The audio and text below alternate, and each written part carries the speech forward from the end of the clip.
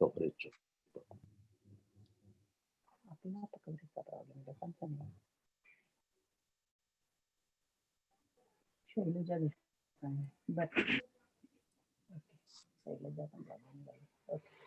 चालेल, चालू करूया. बेरे सर चालू करा तुम्ही.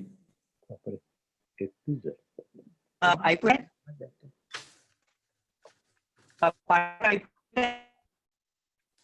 तुटतोय आवाज थोडासा, पण चालू करा तुम्ही, काय हरकत नाही. ठीक आहे. नमस्कार. महाराष्ट्र मी या सर्व या आवाज थोडा ब्रेक होतो, जवळ घेतला माईक तर चांगलं होईल. आणि बेरे सर, तुम्ही व्हिडिओ जर तुमचा बंद केला तर जरा बँडविड्थ बऱ्यापैकी वापरता येईल. हा येतो का? चालेल, बंद करतो ना मी, हरकत नाही. व्हिडिओ बंद करा प्लीज. बंद करतो. हा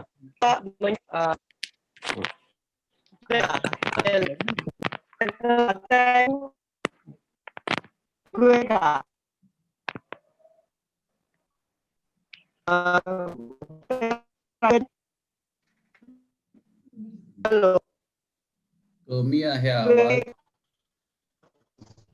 प्रमोद ऐकू येत नाही नीट. अजित सर, तुम्ही देता का इंट्रोडक्शन? त्यांच्याकडे फारच इंटरनेट. ठीक आहे, ठीक आहे, ठीक आहे, ठीक ठीक आहे.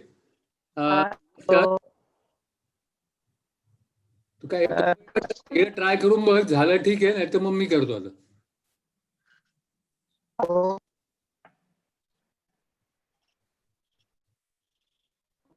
हॅलो,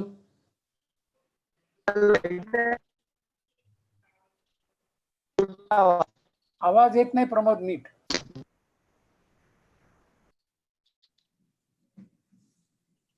मी करू का सुरू मग?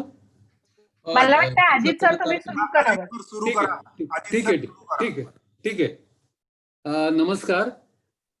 महाराष्ट्र वृक्षतर्फे आज आपण प्रभाग. हॅलो, ऐकू येत आहे का? आता येतोय, आता बोल. येस, मगाशी तुटत होता. ऐकू येत आहे? आता येतोय, बोल बोल. हा नमस्कार. महाराष्ट्र वृक्षतर्फे या आपण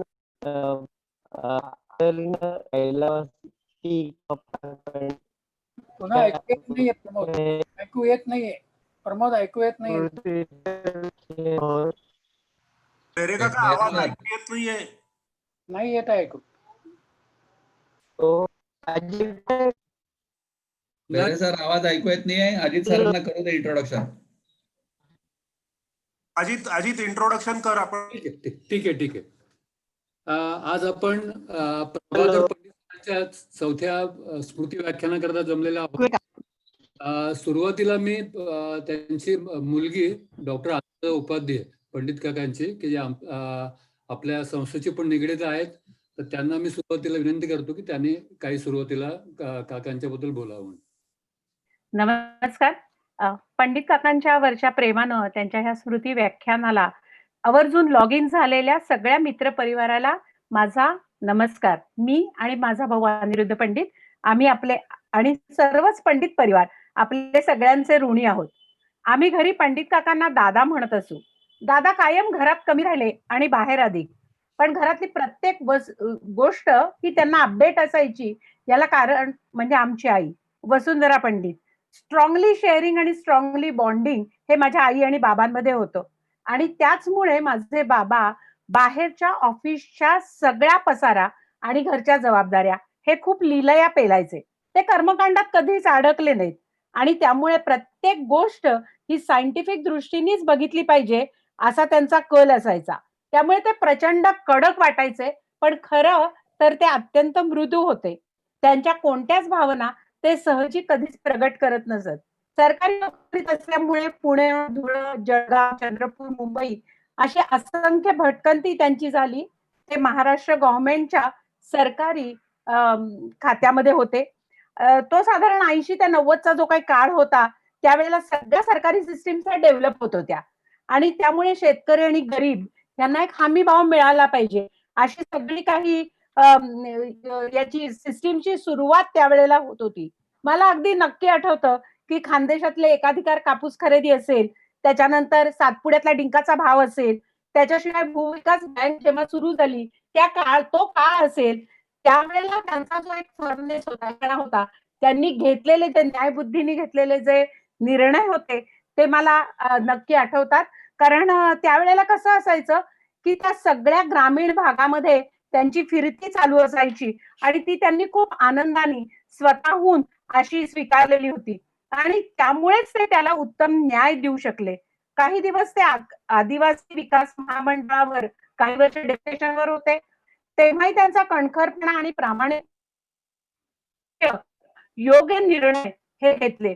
त्यामुळेच त्यांच्या सेवानिवृत्तीनंतर सुद्धा त्यांना अनेक ठिकाणी ऍडमिनिस्ट्रेटर म्हणून बोलावण्यात आलं आणि त्या बोलावण्याचं त्यांनी नक्की चीज केलं. त्यांनी तिथेही अत्यंत चोख काम केलं. शास्त्रीय दृष्टिकोन जनमानसात रुजावा म्हणून अनेक सेवाभावी संस्थांमधून त्यांनी अतिशय अथक प्रयत्न केले आणि त्यांचं राहणीमान मात्र कायम खूप सिंपल होतं आणि आज जर विचार केला तर आजच्या पेंडेमिक मध्ये त्यांचे सिंपल राहण्याचे संस्कार आहेत, त्यांची आम्हाला कायम वारंवार आठवण येते. आजचं हे त्यांचं 4थं स्मृती व्याख्यानाची लिंक जेव्हा मी फॉरवर्ड केली तेव्हा त्यांचे जे असंख्य स्टुडंट होते की ज्यांना त्यांनी मार्गदर्शन केलं होतं, खेड्यातनं आलेला मुलगा हा कायम आमच्या घरी यायचा आणि ते त्यांना त्याच्या कुवतीप्रमाणे मार्गदर्शन करायचे. तर त्यावेळेला जे धडपडून आज सेटल झालेत त्यांच्यापैकी अनेकांनी मला फोन केले. त्यांनी मला सांगितलं 4 वर्ष झाली काकांना जाऊन, खरं नाही वाटत.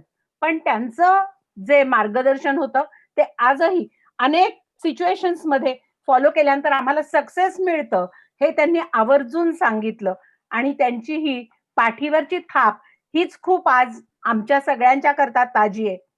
पुन्हा एकदा आम्ही त्यांची मुलं अनिरुद्ध आणि अनुराधा आणि सर्व पंडित कुटुंबीय हे त्यांना श्रद्धांजली वाहतो.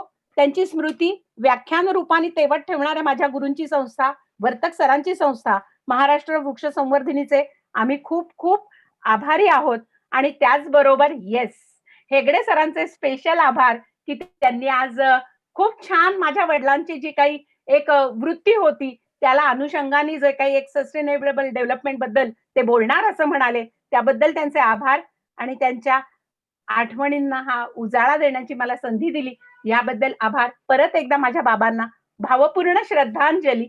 Thank you very much. धन्यवाद. धन्यवाद.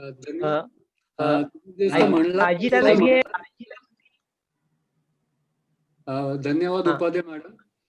तुम्ही आता जसं म्हणलात तसं महाराष्ट्र संवर्धनेच्या पुनरुज्जीवनामध्ये काकांचा फार मोठा वाटा होता. मला आठवतं बरोबर आहे. 2001 साली माझ्या वडिलांच्या निधनानंतर संस्थेमध्ये खूप मरगळ आलेली होती.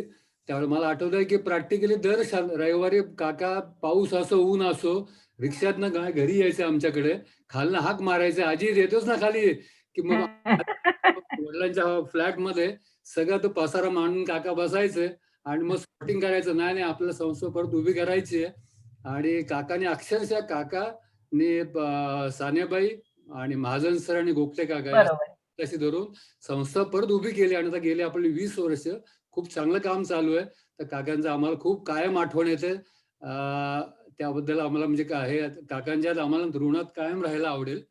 त्यानंतर मी आता डॉक्टर क्षीरसागरांना विनंती करतो, कारण क्षीरसागर सरांनी पंडित काकांच्या बरोबर बरंच काम केलेलं आहे.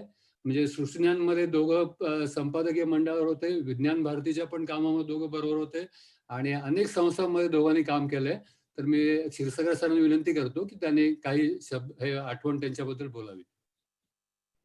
नमस्कार. प्रभाकर पंडित आमचे ज्येष्ठ मित्र, त्यांचा हा 4था स्मृतिदिन आहे.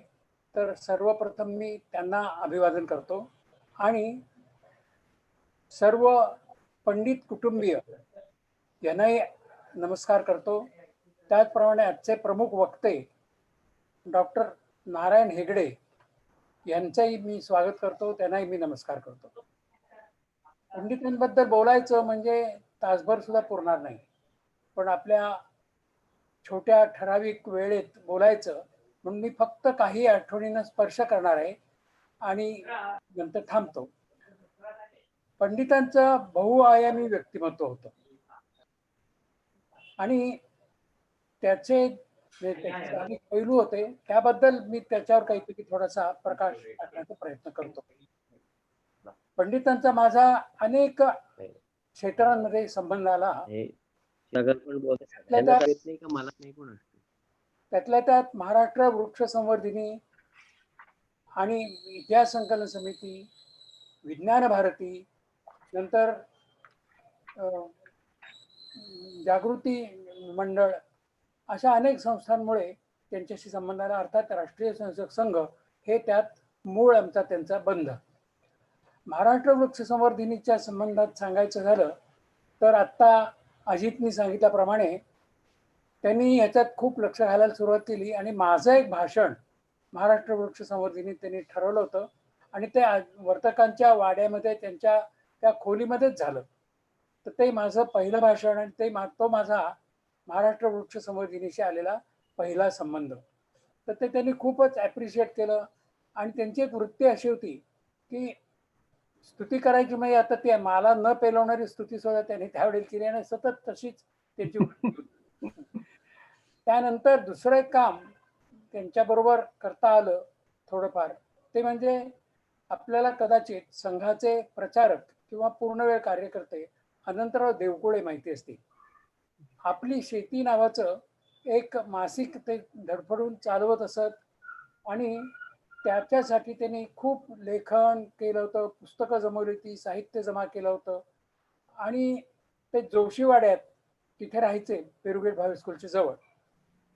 तर ते गेल्यानंतर त्यांच्याकडल्या असलेल्या संग्रहाचं करायचं काय असं त्यांचा पुतण्या रवींद्र देवकुळे यांना प्रश्न पडला.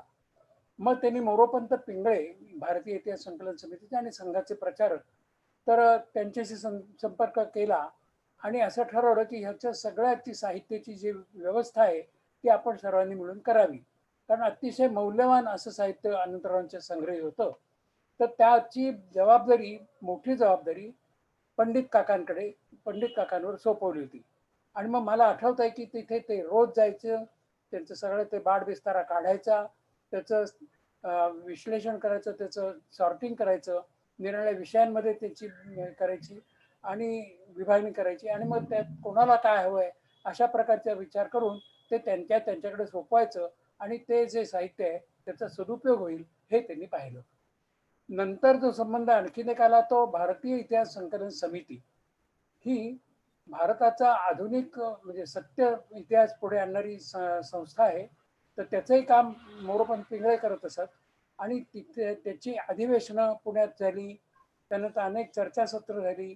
तर ह्याच्यात त्यांचा अतिशय ॲक्टिव्ह असा रोल असायचा.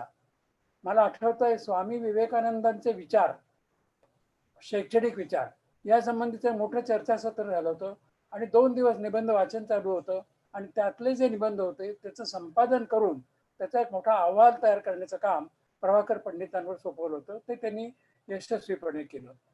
त्याचप्रमाणे इतिहास संकलन समितीतर्फे प्रदर्शनं व्हायची, अनेक उपक्रम, नंतर अधिवेशनं, चर्चासत्र यातही त्यांचा सहभाग असायचा आणि त्यात ते पुढे असायचे नाही. त्यानंतर विज्ञान भारती यांनी पण अनेक आम्ही व्याख्यानं योजलेली होती, चर्चासत्र होती, प्रदर्शनं होती, त्यामध्ये सुद्धा त्यांचा हिरिरीने सहभाग असायचा. जागृती व्यासपीठाचा मी मगाशी उल्लेख केला. श्रेयसमध्ये दर शनिवारी आम्ही सकाळी जमत असू आणि त्या ठिकाणी विविध विषयांवर तज्ज्ञांची पण भाषणं असायची, त्यांच्याबरोबर चर्चा असायच्या, आपापसातही विविध राष्ट्रीय प्रश्नांवर आमच्या चर्चा असायच्या.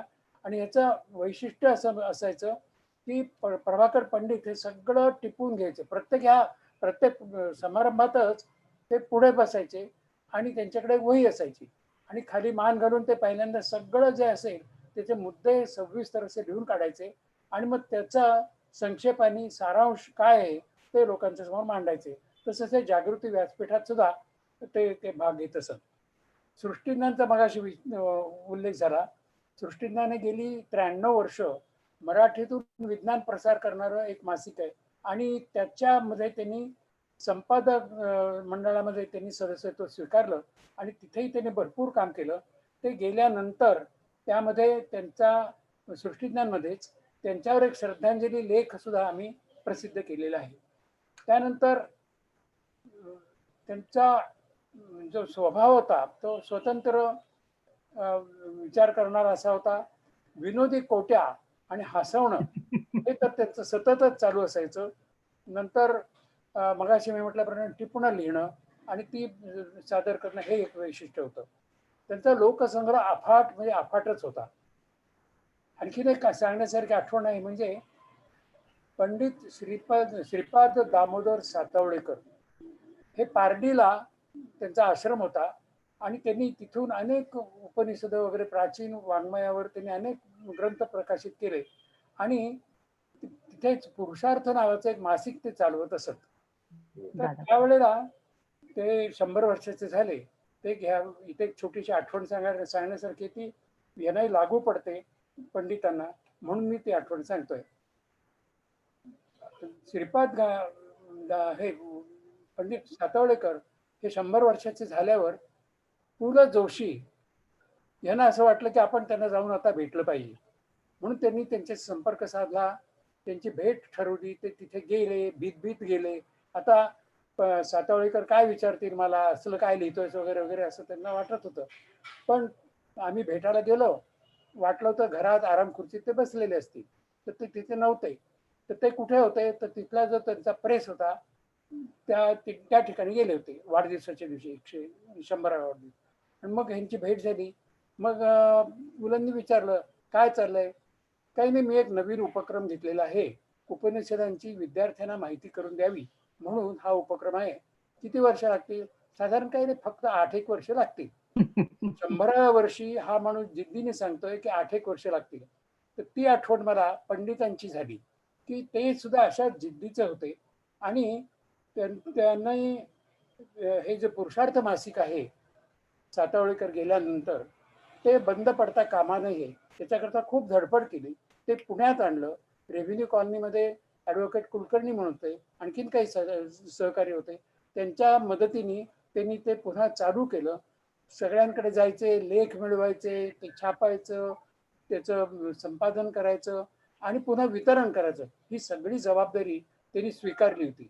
तर हे आयुष्याच्या शेवटच्या श्वासापर्यंत कार्यरत राहिले होते. यावेळेला मला एका कवितेची आठवण होते. फ्रॉस्टची कविता आहे आणि ती म्हणजे the woods are lovely dark and deep but I have promises to keep and miles to go before I sleep and miles to go before I sleep. माझ्या पत्नीने त्याचं मराठी केलेलं आहे. गर्द सभोवती वनराई ही मना घालिते भुरळ परी मन सांगे सदा सर्वदा दिलीस वचने पाळ. चालायचे मैलो गणती उरे अल्पकाळ कार्य संपता अलगद यावी विश्रांतीची वेळ. अशीच विश्रांतीची वेळ पंडितांवर आली आणि त्यांनी अलगदपणे मृत्यूच्या कुशीत आपलं आयुष्य पुढचं हे केलेलं आहे. तर मला ह्या वेळेला बोलवलं याबद्दल मी धन्यवाद मानतो आणि त्यांना पुन्हा एकदा अभिवादन करतो. धन्यवाद. धन्यवाद क्षीरसागर सर. क्षीरसागर सर म्हणले तसं खरंच अगदी म्हणजे पंडित काका हे कुठलीही काही अडचण असू दे संस्थेला कुठल्याही स्वरूपाची, म्हणजे कायदेशीर असो आर्थिक असो काही असो, त्यांच्याकडे प्रत्येक गोष्टीवरती सोल्युशन असायचं. आणि ते कधी नाउमेद व्हायचं नाही रे काहीतरी काढू आपण मार्ग, ते काढणारा मार्ग. आणि त्यामुळेच मला असं वाटतं पुण्यातल्या जवळजवळ एक 75 ते 80 संस्थांमध्ये काकांचं काम चालू असायचं एका वेळेला. म्हणजे ते काय रेकॉर्डच असेल मला असं वाटतंय. मी आता ह्याच्यानंतर आजचे जे प्रमुख वक्ते आहेत डॉक्टर नारायण हेगडे त्यांचा परिचय करून देतो. It is a great honor for me to introduce today's guest speaker, Dr. Narayan Hegde. Dr. Hegde has studied MSc Agriculture from GB Pant University, MS Horticulture from University of Hawaii, United States, Program in Management of Agriculture from IIM Ahmedabad, and PhD from University of Pune. He joined BIF Development Research Foundation in 1974 and served as the president and managing trustee from 1974 and served as the president and managing trustee from 93 to 2009. He continued to serve BIF as trustee till June 2019. He served as the research guide for postgraduate and doctoral students in environmental science at the Savitribai Phule University, Pune from 1998 to 2018. He is presently serving as Chairman, Children's Future India, Trustee of MS Swaminathan Research Foundation and Agri Biotech Foundation, Vice President of Kannada Sangh Pune, and Managing Trustee of the Nature Cure Ashram at Urali Kanchan, established by Mahatma Gandhi in 1946. Dr. Hegde has written illustrated books on environmental protection for children and technical manuals on wasteland development and agroforestry. His book, Gandhian Approach to Rural Prosperity, narrates his practical approach to agricultural development and sustainable livelihood. Another book, Positive Attitude for Good Health and Happiness, highlights the techniques for development of attitude, a prerequisite for developing leadership and leading a happy life. His book, Mother Nature, was awarded as Best Literature for Children in English by NCERT, New Government of India, New Delhi, in 1991.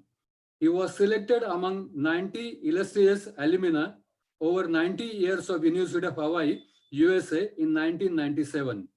With this short introduction, now I request Dr. Narayan Hegde to deliver his talk. Namaskar. It's a great honor for me and nostalgia to be with all of you and to remember Pandit Kaka as well as Dr. Vartak.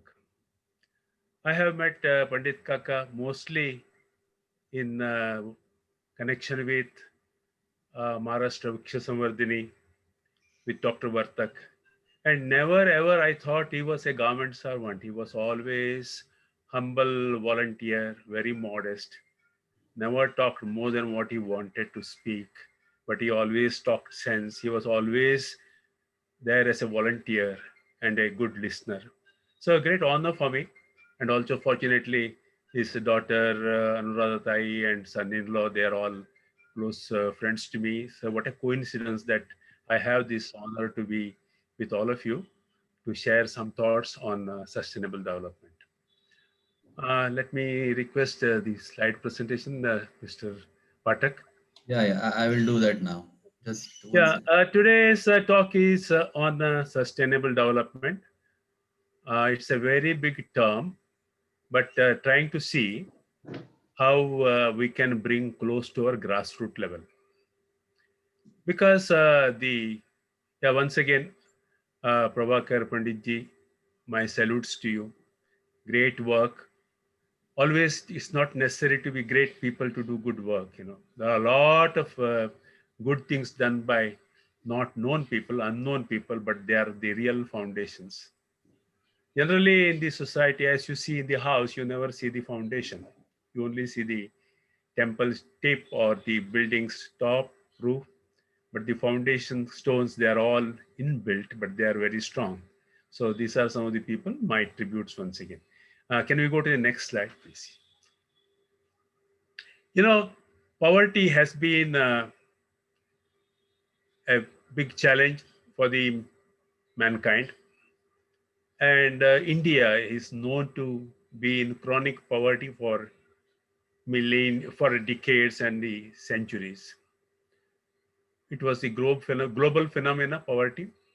And the United Nations in 2000 decided that during the new millennia, we should eradicate or bring down the poverty.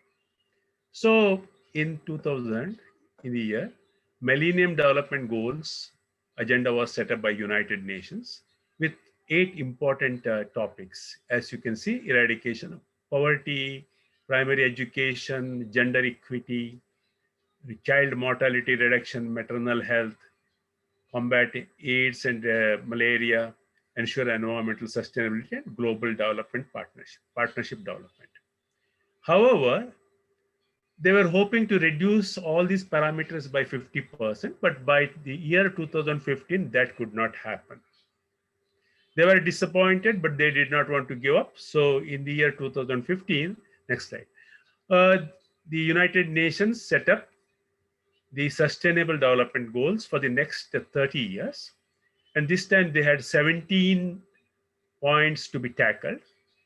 And as you can see, they included poverty, hunger, health, education, gender, clean environment and sanitation, energy, jobs, industrial infrastructure, reduce inequality, sustainable and convenient houses, responsible consumption, so controlled without any storage, cumulative action, global action for fighting poverty, life sea ocean development, life above the land and forests, and partnership.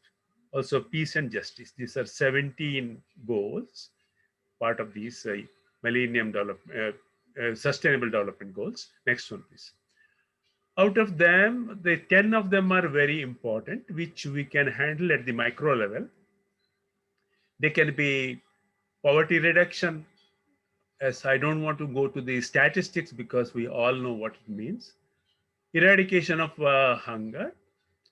The surprising thing is 80% of the people are dependent on agriculture, but still they are poor. You can imagine if a producer himself is poor, what would happen to him and for the country.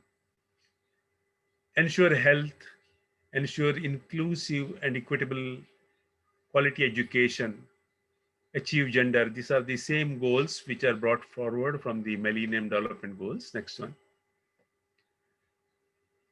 Can we have the next one? And sustainable management of water and sanitation, toilet for all, at least 2.6 billion. Affordable modern energy for all, sustainable renewable energy. Housing, employment, and reduce inequality between the rich and the poor, rich country and the poor country. So many of them are the same goals, which are known to us, but the United Nations has refocused on these 17 goals. Next one, please.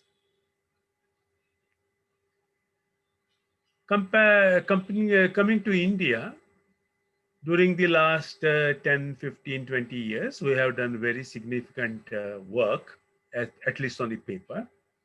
As you can see, in the year 2005 and 6, the people who were poor were 640 million. And in the next 10 years, it had been reduced almost by 50% to 369 million. Today, in the recent year, next slide, please. Today, it is estimated that we have about 270 million poor, 27 crores. Poverty means at least $2 per day is the line of poverty. I would consider if a family can earn at least 5,000 rupees a month, probably that's when they don't have to go starving. When you look to the poverty in India, you see on the left side, you can see the poverty is skewly distributed to some states like Uttar Pradesh, we have the highest number of poor in Uttar Pradesh, followed by Bihar, Madhya Pradesh, Odisha, Jharkhand, Chhattisgarh, and Rajasthan. It's all known. The bad part of these states is that they are not drought-prone states. They are not bad states. In fact, most of these states, excepting Rajasthan, they have plenty of water. In fact, water is a curse. They suffer more often than surplus water than less water. They have fertile land. They have a lot of labor available. They have livestock. But in spite of that, we have a large percentage of people poor. That's 25% of the villagers are poor. And if you look to the right side, it is the scheduled tribe people who are the most poor. Almost 40 plus percent of the scheduled tribe are poor. Scheduled castes are further poor, OBC and others. And you can also see that the urban people are much better off. There is only 14% poverty. And in the villages, it is 25%. If you go remote from the taluka places or district places, the poverty increases. Now, this slide will focus as to where we should be working, how we should be working. Next slide, please. So, as I said, the reasons for economic inequality and poverty could be uneven distribution of resources. Like if there is a drought area, you can't do. If there is a hilly, cold areas, you can't do. Social status is very important. Literacy is very important. Health condition is bad. And information communication infrastructure. And the last one is access to power. It's one of the, I don't know, it's a virtue or curse. That's also very important. That's the reason why poor chase the powerful people. Next one, please. Now, coming to the Indian economy as such, many times we feel that we are far, far below the developed countries, either in Europe or North America. The problem, if you can analyze why our Indian economy has inbuilt, negativities, because it has a very low national per capita income. Whatever you produce, we are the first or the second producers in many things, but when it comes to per capita average, it washes away because we have second largest human population. We may even cross China. Many times we compare India with China, but we must remember one thing: China has 3 times more area than what we have in India. And that itself will say per capita land holding in China is very high. In India, land is a very important thing for the farmers because their dependency is dependent on the land. India also has a poor collection of revenue by way of taxes. So as a result, the country is poor. They don't have rich resources. They don't have something to generate income from oil or gas or industries.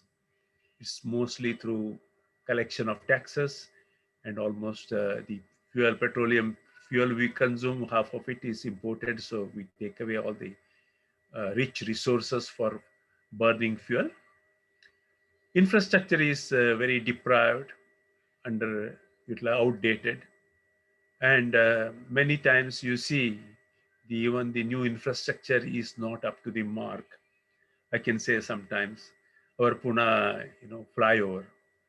10 years ago, we built a flyover in front of the university. After 10, 15 years, we have demolished because our planning was completely bad. It was not useful. If we had had long-term planning, probably whatever the infrastructure we have created did not have to be demolished. So sometimes why we are underdeveloped infrastructure, it should be attributed to the policy, vested interest, and so on and so forth. So low level of technology. Even today, we are sometimes very allergic to technology.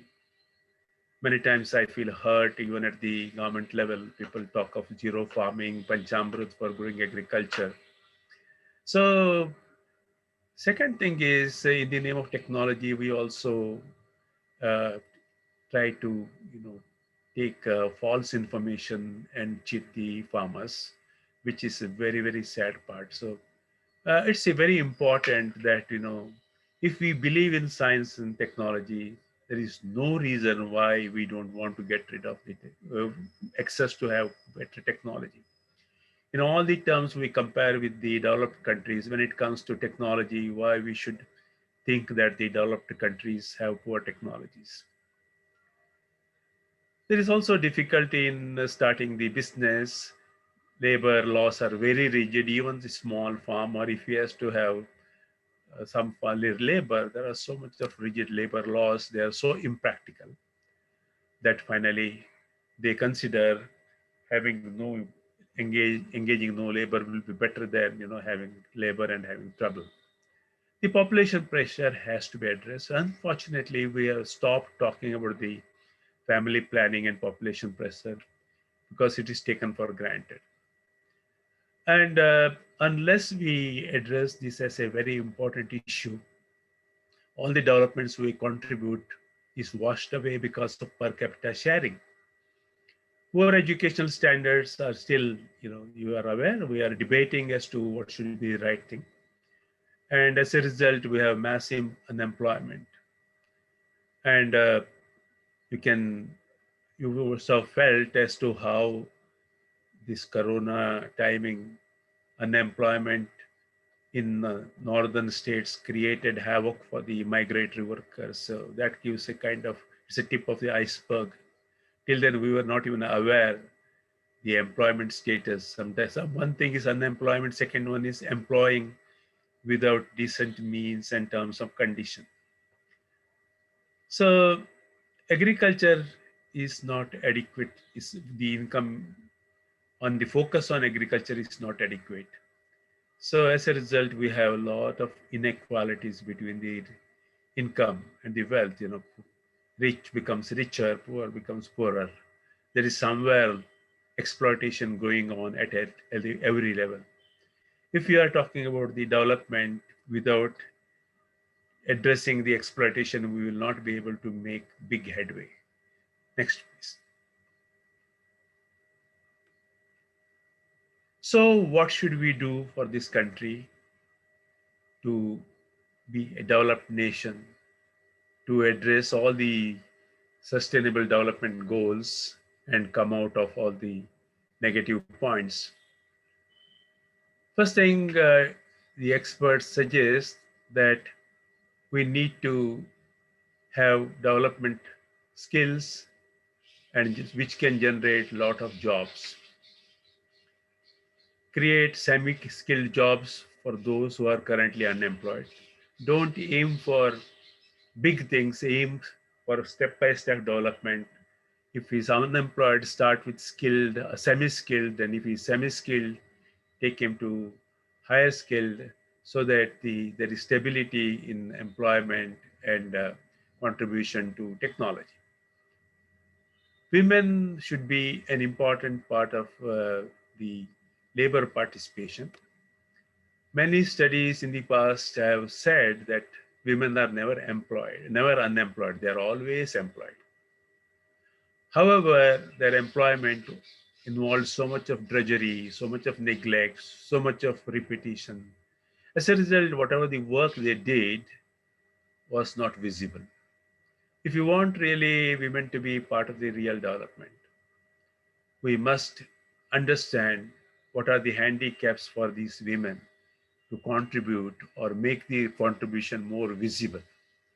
A lot of studies in the last 3-4 decades have shown that given the same opportunity, women can do much better than the men in any areas of development. The job should be spread across all the places. Like in northern states, there is neither there is job nor there is agricultural production. That's why they are poor. Why we need to really concentrate all the jobs around big cities, make the area polluted, uproot the rural people to come and live in slums. So the policy should be really uh, to create jobs in places where employment has been very low. It's also important to have macroeconomic stability and then bring the microeconomic. Because or even if you create micro enterprises and jobs, it's not enough. The macroeconomic stability means you have to control inflation. You need to make sure that the competitive credits are available to the people. We address the global, environment and make sure that we become globally competitive. Because today, you see, even agarbattis come from China. What does it mean? It's a very shame. Agarbatti comes from China.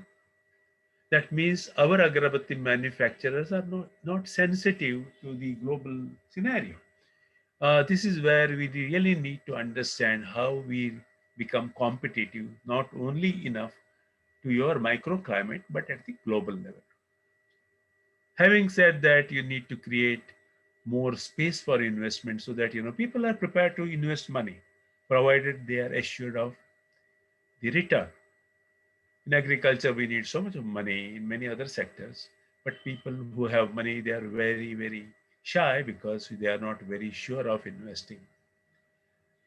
So it has to be comfortable for the investor to put in certain industries where we require more resources.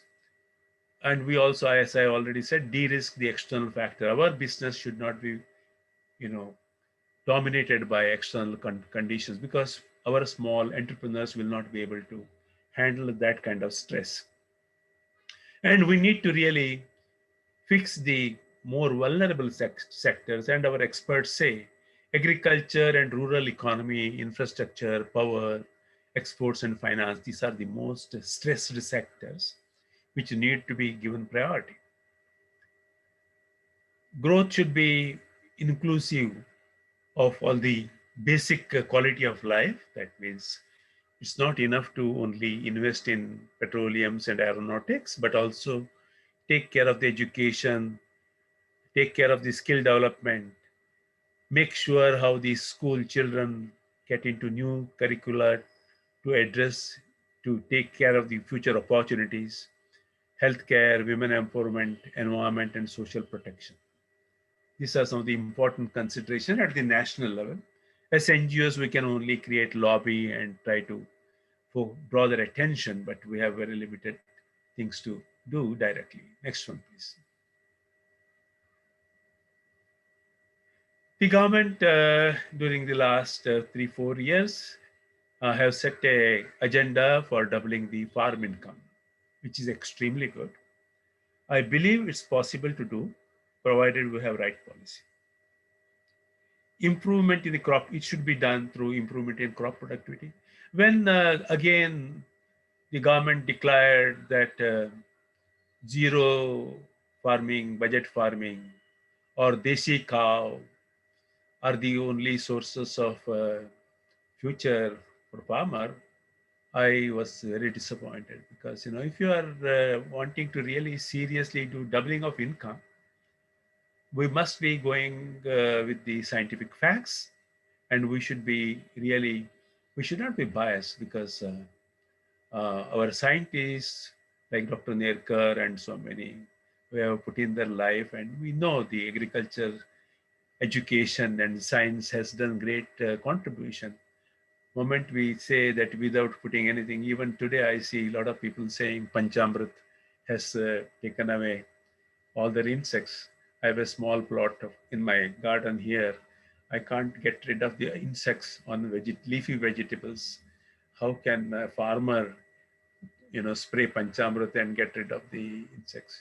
If at all I have nothing prejudiced, if at all somebody has experience, they should validate properly and tell how they can replicate continuously. Because when science means it should be repeated, it should give the same, result. So improvement in livestock. Last 10, 5, 6 years, there was a big commotion about A1 milk and A2 milk. Farmers were very panicky. Our consumers, I felt very hurt when I see the board say to A1 milk available for 100 rupees. What is A1, A2? People don't know. They are only scared. They have money. So instead of buying milk at 46, 47 rupees, people were wanting to give 100 rupees or 90 rupees. It's only the traders made money, neither the farmer nor the consumers. We made a study when I was in Bai. For 50 years. We had a crossbreeding program. There are people who have been drinking only exotic milk of Jersey or Holstein Friesian for the last 30, 40 years. Not even one hair fallen out of it due to that. Don't bring the bald people and say that he drank the Jersey milk. So the point is, without any scientific base, people, even the government level, can declare. Who is at loss? Nobody, So we had to really take up a stand. Fortunately, the government stopped doing wrong. Government stopped doing wrong propaganda. It will take some time. Ultimately, if you cannot help the farmer with right technology, don't misguide him. So the third point is resource use efficiency is very important. Even today, farmer thinks more water means more crop. Moment you give free electricity, he pumps out all the water table goes down, his crop is infested with pests and diseases, he loses money. Even today, you can see people don't understand. They think the government is responsible for our wellness. Moment the corona lockdown gone, everybody wants to move out. We have to be very careful, that government is not responsible for anything. We are responsible for our own life and for our own economy. We need to also increase the cropping intensity, because the average cropping intensity is only 1.3 or 1.4. You can easily go to 1.8 or 2, that means more than one crop. And instead of only talking about the traditional crop, we must also look for diversification.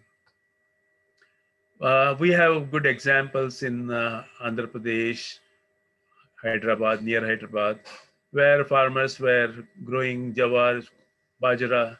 Today, they have vegetable crops with the same water available. And they are able to earn about 1 to 2 lakhs of rupees per acre in 1 year. It's a very good example. They did not change the vegetable. They only changed the varieties. They only changed the system of cultivation. And they were able to pack well and get into the market in good shape. And their income from 20, 30,000 rupees to 1.5 to 2 lakhs of rupees. I can see why double it can be 4 times, provided we have right people to guide them and right technologies. Then the price is realization is very important. You can't cheat the farmer.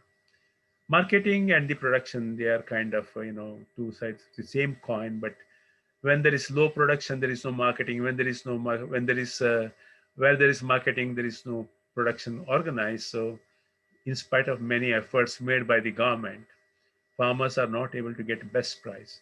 The only answer I can see is farmers have to organize themselves to get the better price for themselves. We also need to understand that all the children born on the farm cannot get the job in the next generation.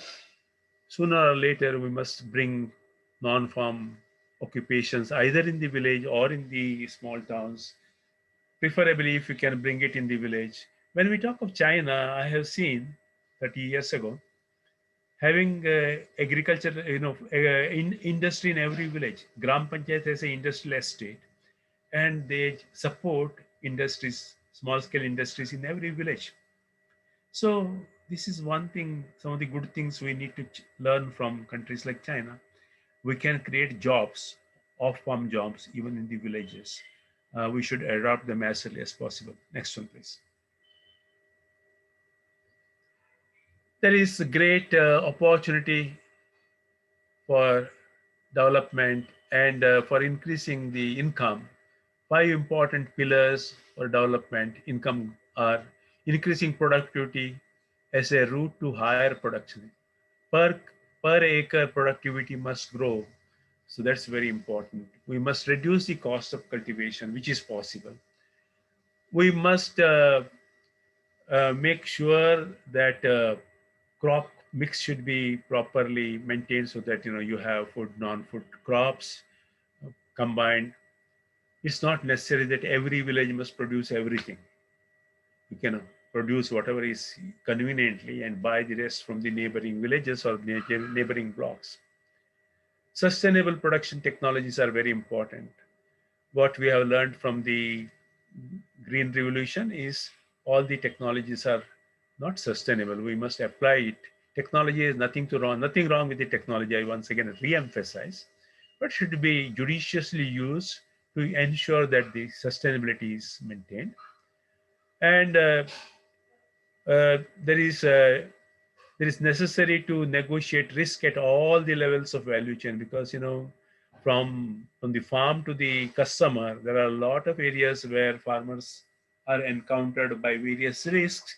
Any risk anywhere, ultimate sufferer is the farmer. So it's important to understand these 5 issues which affect our production and growth. Next one, please. Again, coming back to the doubling the income, quickly I am going to go through. More emphasis should be on post-operation processing, value chain for different crops. When we were in agricultural college, we only talked about food production. We need to really talk from backward forward integration, then only the farmers will make money. The marketing system should be farmer centric in the sense, depending on the local situation, the marketing arrangements should be modified and supported accordingly. Developing hub and spoke system is a very important thing. Backward and forward linkages. On one hand, we have a lot of unemployed youth. On the other hand, we don't get the technology reaching the farmer. In between, a lot of agents exploiting the farmers. The hub and spoke system is at village or a 5-10 village cluster level. We should have an appointed agriculture manager who can coordinate on behalf of all the farmers all these services, like, you want irrigation, you want electrical fitting, you need drip irrigation supply, you need pesticide, you need seeds. All the farmers can come together and give it to the manager. He can coordinate with all the suppliers, negotiate the best deal and bring it, deliver it to the farmers. So that when you negotiate in bulk, at least 15 to 20% of the input cost can be reduced. Similarly, if all the farmers come together, collect their produce, grade at the village level, then accordingly shift it to different markets depending on the quality and demand, farmer can easily get about 20 to 30% higher value. If you can link 20%, if you can add 20% of the savings in the input and 20% in the uh, price, farm gate price, farmer gets 40% more income than what he has been earning. So what else you require? Today he's not even getting 5%, 10%. Without doing any new thing, we will be able to, through hub and spokes method, he should be able to do. And I think this is a very important. It can also generate a lot of employment for the youth, and there is opportunity for off-farm, business at the village level.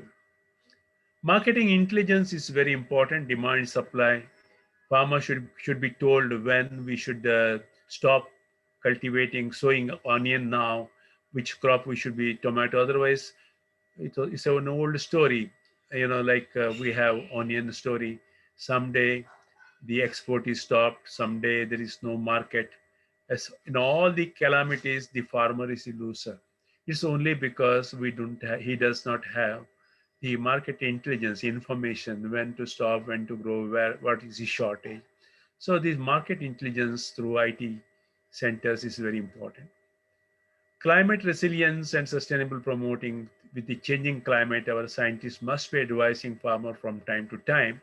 A lot of good efforts made to introduce new varieties which are tolerant to stressful weather, short duration. They should be coming to the field as early as possible from the research stations. This can be done, this is not done by the scientists, should be done by the agencies like ours or the volunteers or the extension agencies. Efficient reuse of water, fertilizers. A lot of water is wasted.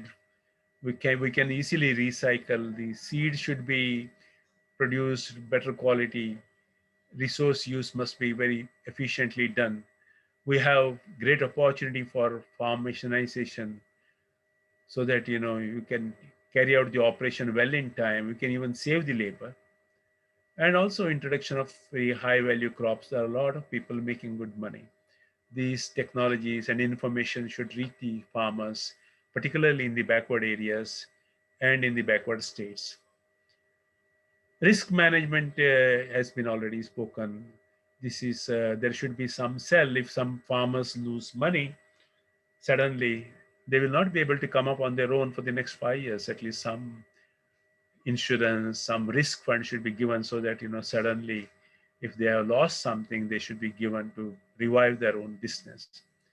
And finally, the empowerment through agriculture extension and skill development, they are extremely important. Our training system should change to need-based. You don't require classroom training for a long time. You really require connectivity with the expert from time to time.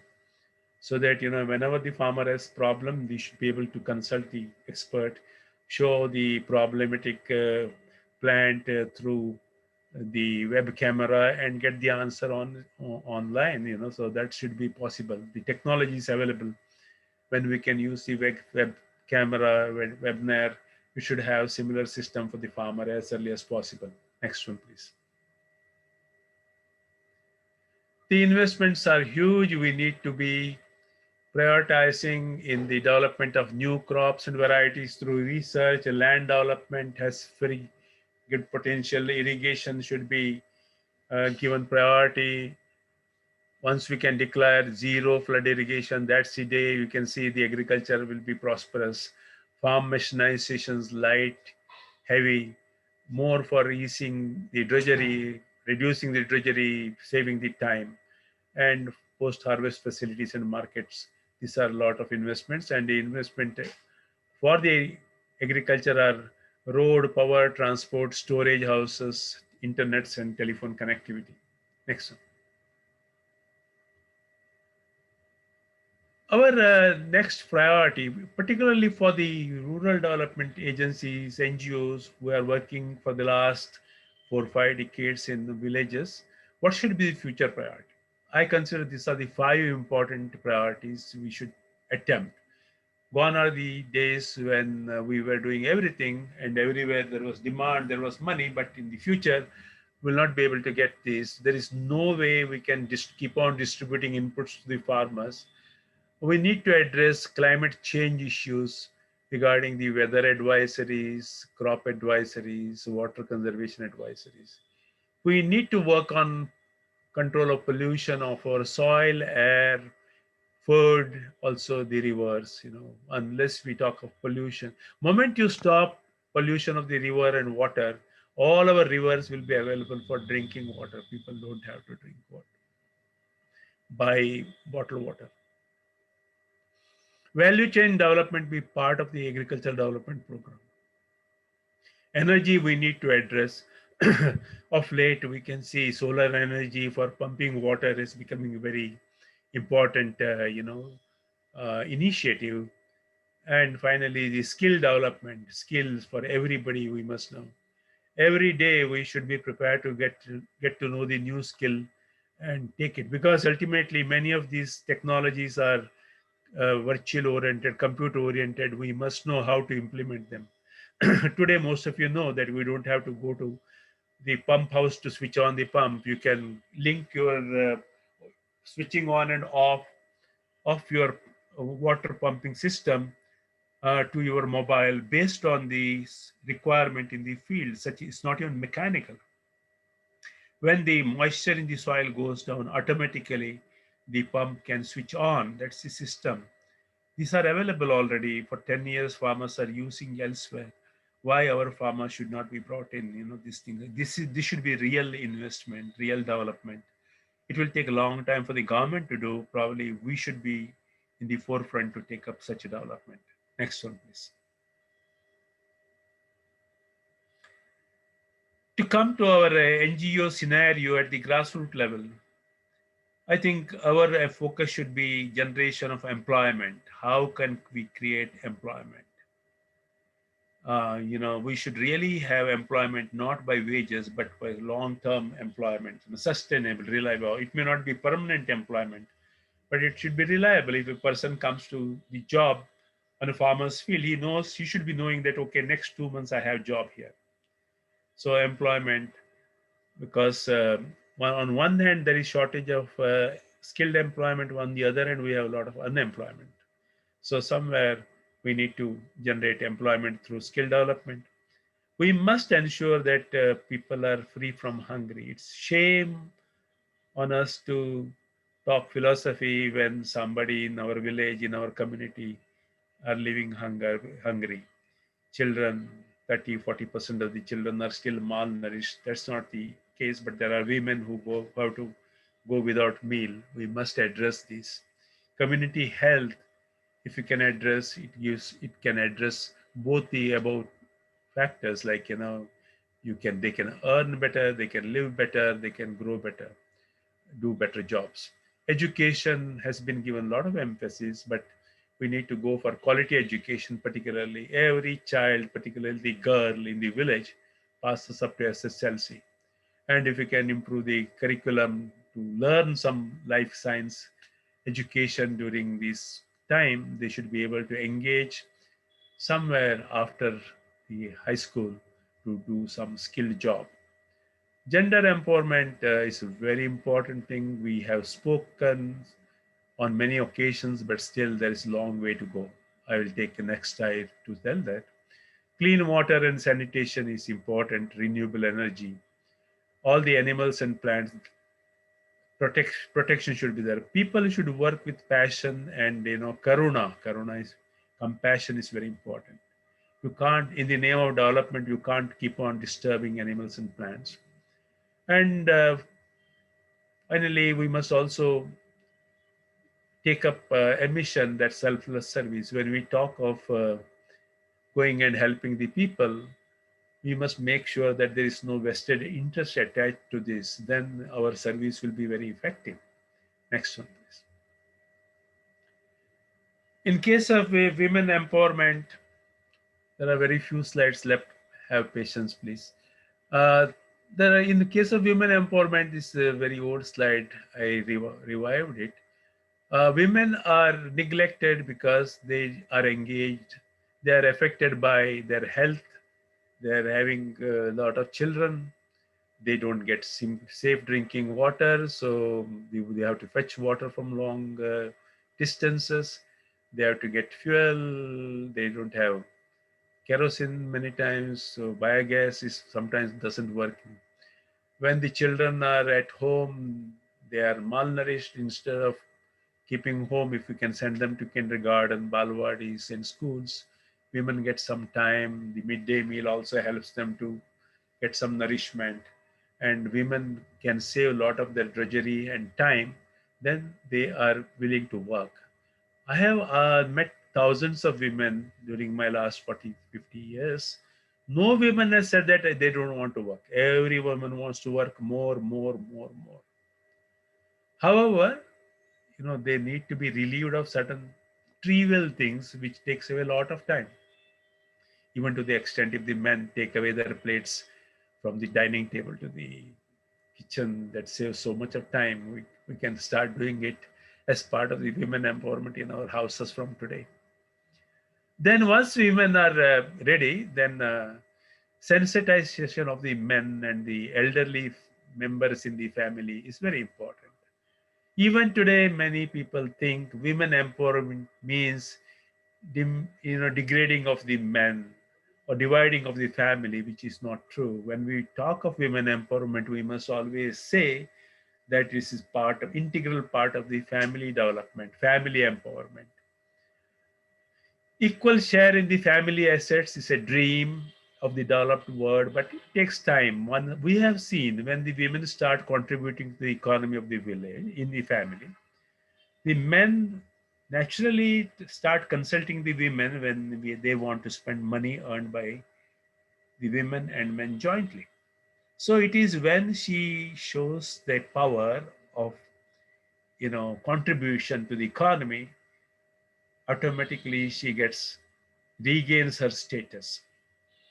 And you need to you know many times we believe that women have no ability to negotiate and take effective decisions, which is not correct. Women have all the capacity. It's only a matter of experience and exposure. So we need to really give that opportunity. That is then the women will say, yes, now I am free to take anything which I want to do. When the women are ready, they feel that they have all the freedom and support from the family, then we should be orienting them to the jobs of their liking. Women have a lot of agenda. They can do many things on their own. Give preference to their own business, their own enterprises. If somebody is wanting to have cow, don't force them to have buffaloes or don't force them to have pigs. Let them have what they want to do. Then give them money, microcredit. The self-help group is a very important tool. They can give a lot of support, the moral, emotional support, and they can also interact with the vested interests in the society. I have seen many, many women empowerment groups fighting against corruption, going to the government, changing the agenda of the Gram Panchayats. It's all possible, I've seen. And we need to replicate, even if you can do only replication of the success stories during the last 20 years, I think we don't really need any new technology. We have a lot of success stories. The chances of failure when you replicate success stories is zero. So, and women should also be involved in community development. Not only, many times I have seen Bachat Gat means only money taken, given, money taken, given. That's not enough. They should be exposed beyond money. After some time, you realize that money is very small part of the whole development. There are bigger issues in this society. We need to, the women should be involved in addressing. When women come into the negotiation table, there are a lot of discipline and, decency in the whole business. Next one, please. School is a very important vehicle. When the children are given opportunities, various activities, they also take the message to the parents. They are more effective than any extension worker in communicating with the parents. Take good technologies. So wherever we are working, and also it's important that the children are properly taught. If we can concentrate on little bit of school management to ensure that our children are taught properly, I think that's a great thing. I have seen in many of the villages, wherever the primary school children are taught well, they are the ones to go for higher education. They are the ones to take the poverty out of their family. So school is very important. Make sure that the boys are not taken to wrong direction. The girls are properly nurtured and supported so that there is harmony and learning in the school. Next one, please. So finally, last two slides left. When we talk of the development, we cannot ignore what Mahatma Gandhi did to this country. It was probably Mahatma Gandhi who brought village development as a voluntary in the voluntary sector when he came. Even before the independence of India, Gandhiji introduced a lot of development programs. And he, with his experience, he developed a concept of Sarvodaya. What he says in Sarvodaya is the focus should be on the upliftment of the entire community, particularly the weaker sections. And Gandhiji further said that if you are involved in social service, you should have certain qualities in you. You can't be a mafia and come to the village and start development. Your virtue is very important. So Gandhiji said that every person who wants to do selfless service must be true to himself or herself, must embrace truth, non-violence, chastity. Brahmacharya, many times people confuse that it is remaining celibacy. Gandhiji says it is the full control on your sense organs. Our Gita says, the Sita Prajna is not the one who starves. Sita Prajna is the one who enjoys everything, but to the extent required. And forget, once you enjoy, you don't have to linger. After 4 days, you don't have to say, how was the food in that restaurant? That's lingering. So you have to, brahmacharya means you have control on these organs so that, you take whatever is needed, don't crave beyond. Don't be fearful, be bold to say what you want to. Justice is, you should fight for the justice. Don't steal, even don't steal the credit of somebody else. Stealing the, work of others is also stealing.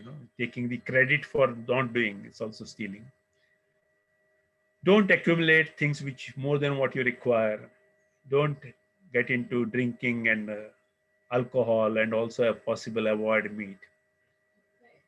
And control on all your activities, self-sacrifices, renounce all your selfishness activities.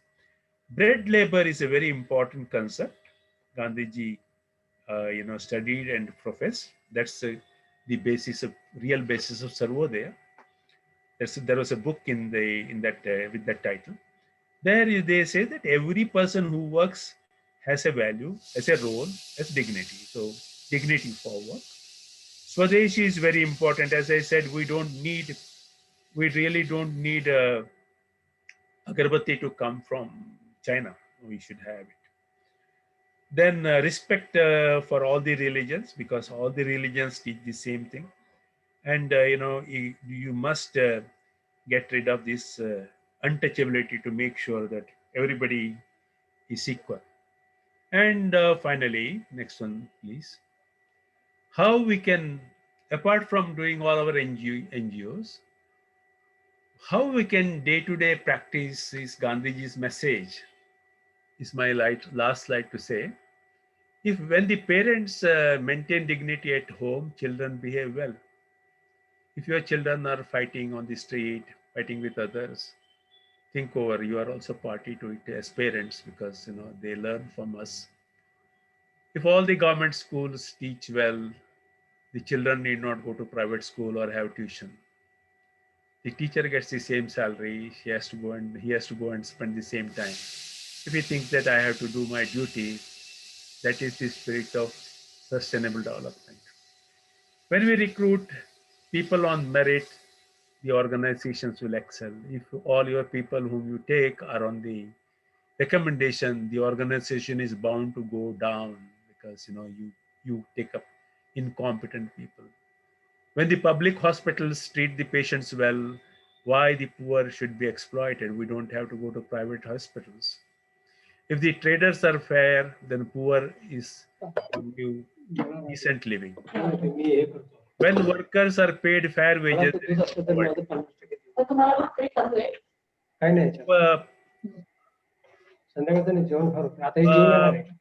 if there is spurious input, then agriculture will not fail.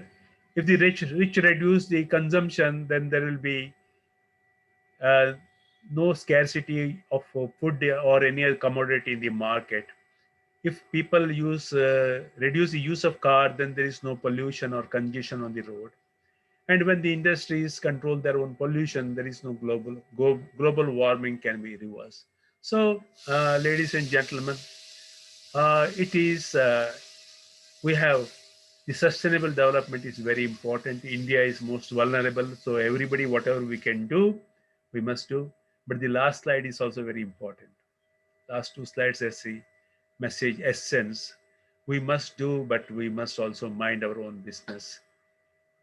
So, with a concern, to begin with a concern, understand the priority, make best use of the resources and skills, serve with sincerity to promote sustainable development.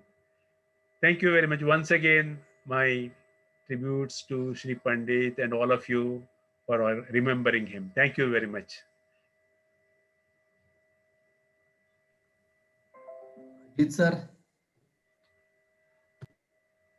Ajit sir आहेत का?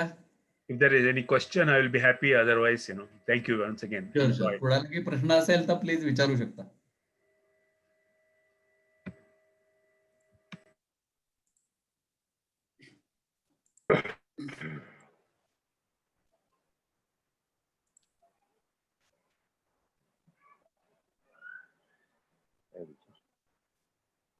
Ajit sir कुठे गेले?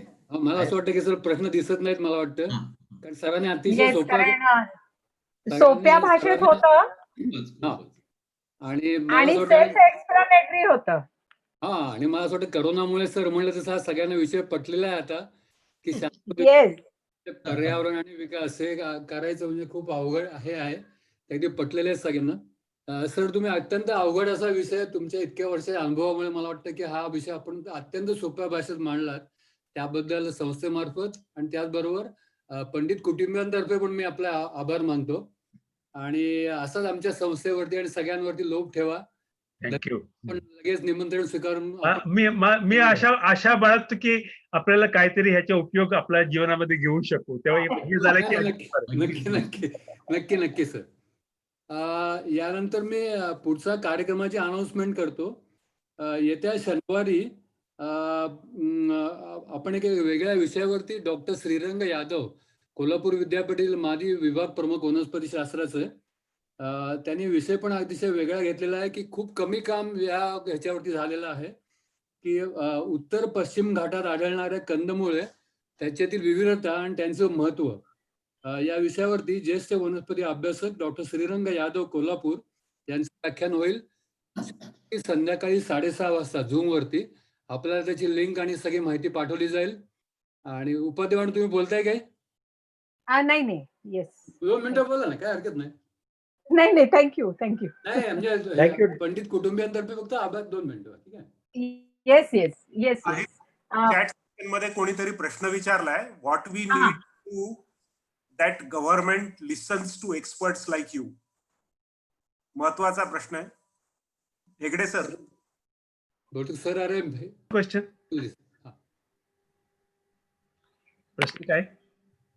What we need to do so government listens to experts like you. Okay. The best thing is, bring them to the place where you have spoken something, समजा मी आता सांगितले आंध्र प्रदेशमध्ये आमचे शेतकरी 2 लाख रुपये कमवलं. पहिल्या गोष्टी म्हणजे don't keep on telling the government that you are not done anything, I have done it. तुम्ही सांगितलं की शेतकऱ्यांनी अमुक अमुक केलंय, चला आपण बघून येऊ म्हणलं की एकदा तुम्ही शेतकऱ्यांना घेऊन गेला, ते गव्हर्नमेंट ऑफिसर बघितले, ते म्हणलं अरे हे तुम्ही हे केलं तर मी का करू शकणार नाही का, हे एक भावना त्यांच्याकडे आला पाहिजे. सो take them with confidence, show them what can be workable, because many times government is also very skeptical about the statements we make from the NGO sector. They think we are exaggerating. Sometimes it is extreme. So my feeling is seeing is believing, that's the way. You need to take somebody, your political representative, maybe तुमच्या MLA ला घेऊन दाखवा, तुमच्या MP ला दाखवा, so that they are also non-political, they are also interested in development. त्यामुळे अगोदर identify the success stories, then take it into a kind of narrative and share it with the people concern. So it should work. Doctor साहेब, हो. मला असं वाटतं की तुमचं जे वाढीचं project आहे वाजद्याचं, तर ते आता म्हणजे I was rather feeling like in the dream की शेतकरी असं काही करू शकतो. तर मला वाटतं that is the best example of support and development in agriculture. तर त्या बाबतीत काही करता येईल का? कारण मला वाटतं जाऊन तिथे सुद्धा 15-1 वर्ष झाली असतील, परंतु तरी सुद्धा मला अजून तिथला काय चप्पा आठवतोय की मला करवंद्यांनी हे दाखवलं ते दाखवलं. And I was very that will also help for this sustainable development असं मला वाटतं. नाही शिरीषजी, तुम्ही फार चांगले सांगितले. आता वाडीमध्ये तरी we had made lot of investment. आम्ही बाकी ठिकाणी सुद्धा जिथे जिथे केलेलं आहे, लोकांना जरा हँड होल्डिंग करून योग्य दिशेने दाखवलं. And don't take all the responsibility on you, make them to work and they take the pride in doing it. मी एक वेळ असला तर 1-2 मिनिट मध्ये सांगतो. In Karnataka we went to a remote place. They were such a bad, in fact, there is a Christian missionary who were there to help them to transfer to Christianity.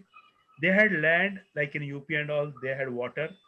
What we did was to introduce some vermicomposting and maize cultivation. मी एक 10 वर्षानंतर तिथले आमचे project संपल्यानंतर गेला. They were so happy, they remembered. They said, sir, पाऊस आला होता 1 दिवस अगोदर. सर, आमच्याकडे पाऊस असल्यामुळे मक्याचे सगळे कणस थांबलेलं आहे. आता मी 100 किलोमीटर वरून ते हार्वेस्टर आणतोय, थ्रेशर आणतोय. विदिन 2-3 डेज सगळ्या साल्वेज होऊन जाईल. मी विचारलं, तुझं हे शेतीचे किती इन्कम? सर, कमीत कमी 2-3 लाख रुपयाचं तर आज होणार आहे माझं, म्हणलं 2-3 एकरेमध्ये. म्हणजे I was astonished and so happy that people who were not able to earn 10,000-15,000, they are able to talk about lakhs of rupees, because there's a power of technology. त्यामुळे what is important is there are a lot of good government schemes. If you can link with them and tell the right kind of thing. Only thing, my submission is, tell something which is workable. If you really talk some hypothetical thing, neither the farmer will be benefited nor the government will listen to you. That's my experience. And वाडीमध्ये म्हणलं तर सुद्धा तुम्हाला आश्चर्य वाटेल, मणिबाई was the first person to take crossbreeding technology to the field. On one hand, the cows were not giving milk; they were hardly giving 100 liters. He used that as a seedbed and produced crossbred. आज 3 क्रॉसबेड शेतकरी ठेवलं तर he will earn 60,000-70,000 rupees income with 3 cows, and the crossbed is worth 40,000-50,000. If you look to the farmer's assets, there is no asset worth 40,000 in his house excepting the house itself. त्यामुळे similarly वाडीमध्ये it has created such a revolution, and the prosperity is so much, you can see in all terms, and never before it was realized. So if you do some good things, there are also many other NGOs who have done very good things and the government is adopting. It takes time. Only thing is reach the government with polite. आपण आरडाओरडा बोलू नाही, व्यवस्थित बोललं तर मग government also listens to us, because many times we become very arrogant, start dominating the government, and they don't like it. So it's important. Even in our Wadi program, government spent 144 crores. Then suddenly they became very egoistic. They thought that we are getting popularity. So we had to manage humbly, not giving money, but humbly, to sort out. So त्यामुळे very important, government is a double-edged sword. We must work with them with a lot of delicacy. That's what I'm saying. Yeah. Yes, sir. Thank you. Yeah. Good, you could hear हे काय Yeah, एवढं डल subject त्याच्याऐवजी नाही आम्हाला नाही, मला एक वेगळी मैफिल ऐकायला मिळाली. So nice. थँक्यू.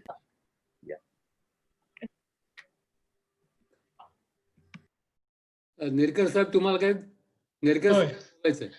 बोलू शकतो का मी? हो, बोला. हेगडे साहेब, हो, extraordinary synthesis, thank you. and I really congratulate you for a Sundar, starting from the sustainable development goals of the UNESCO down to the smallest villages in India. And individual, every one of us, how we can contribute. Last slide. आणि सगळ्यात महत्वाचं म्हणजे you have brought back the Gandhian philosophy as the real answer to all the questions. Absolutely. एकच फक्त गोष्ट, मी 12 वर्षे खेड्यात राहून परत आलो पुण्यात आता माझ्या जन्मगावी. आता एकच गोष्ट केली पाहिजे, हे सगळं माहिती आहे सगळ्या लोकांना.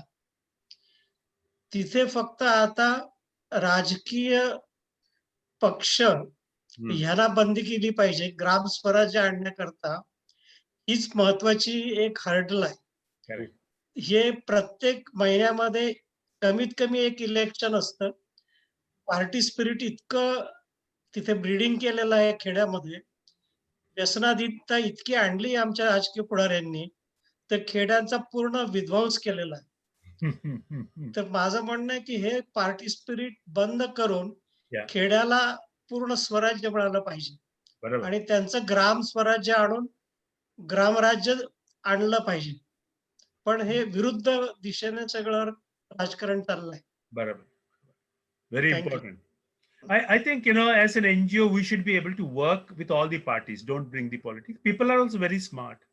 If there is something profitable, they also know how to deal with it. So we should, but it's very important what you said. Thank you. Thank you sir. Thank you.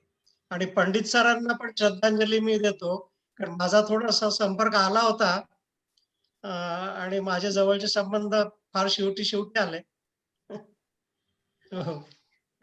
Yes, नमस्कार.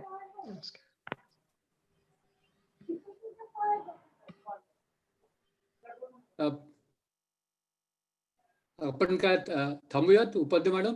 येस, पंडित कुटुंबियांच्या तर्फे परत एकदा सगळ्यांचे खूप खूप आभार. सरांनी खूप छान रीतीने विषय मांडला की जो माझ्या वडिलांच्या दादांच्या खूप खूप जवळचा होता. परत एकदा त्यांच्या स्मृतीला अभिवादन सगळ्या पंडित परिवारातर्फे, आणि मी अनुराधा आणि माझा भाऊ अनिरुद्ध यांच्यातर्फे विशेष अभिवादन. धन्यवाद, खूप खूप धन्यवाद. आज आमचे दादा जिथं असतील तिथं त्यांना हे लेक्चर नक्की आवडलं असेल.